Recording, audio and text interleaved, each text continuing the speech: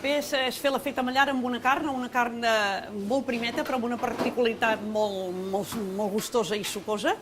El que sí que fem és salar-la. Salar-la, doncs, no exageradament, perquè després ens permetrà, quan la traiem, donar-li el toc de sal i fins i tot per no perdre sucs. També el punt de pebre. És important tenir la paella ben calenta i és quan ja hi posem la peça per sellar-la.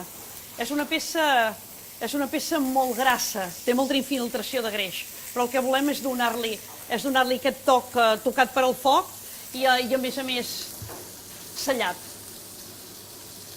Ajudarem un palet. El que sí que és important, a banda d'aquest marcat, és després ha de reposar.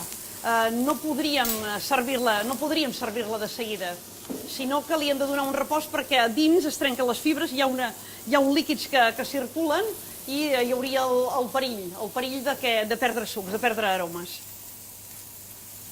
És una carn ferma d'estructura, però esclar, és tan primeta que hi hauria el perill de perdre el vermell. I ara sí que és el moment de retirar-la. Aquest pas és important que la peça reposi, que s'estabilitzi, que posi bé refredi. Ens permetrà escalfar-la i poder-la tallar amb tots els sucs a dins i, en canvi, la peça calenta. So what's the difference between these two? La diferència està en que aquesta està marcada i quasi bé gens reposada, i en canvi aquesta està marcada, reposada i tornada a escalfar, precisament per estabilitzar els sucs interiors. Perquè després, quan entrem en el moment de tallar el producte, tenim aquí el tall aquest, i aquesta encara ha fet, i en canvi aquesta altra, que és la que havíem...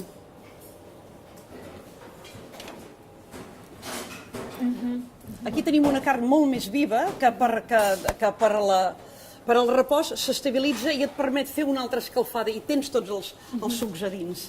Fins i tot aquest segurament perdrà més sucs que aquesta altra.